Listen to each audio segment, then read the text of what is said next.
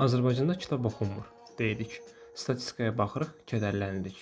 Sosial mediada paylaşırıq. Sonra telefonu qoyub yenə telefona baxırıq. Amma sual belədir. Problem oxumamaqdadır, yoxsa niyə oxumadığımızı anlamamaqdadır? Çox adam deyir, vaxtım yoxdur.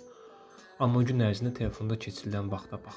Ortalama insan gündə 3-4 saat sosial mediadadır. Vaxtı yoxdur, yoxsa prioritet yoxdur.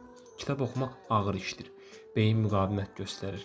Çünki kitab səndən bir şey istəyir. Diqqət. Sosial media isə əksini edir. O sənə diqqət vermədən məzmun verir. Pasiv qalmağa icazə verir. Beyin həmişə asan olanı seçir. Bu sənin zəifliyin deyil. Bu bioloji bir reallıqdır. Amma burada bir paradoks var. Oxumayan cəmiyyət düşünmür, düşünməyən cəmiyyət seçmir, seçməyən cəmiyyət idarə olunur. Yəni oxumamaq şəxsi problem deyil. Oxumamaq siyasi bir nəticə verir. Bəlkə də sual kitab oxuyub oxumamaq deyil. Sual budur. Kiminsə sənin yerinə düşünməsinə razısanmı?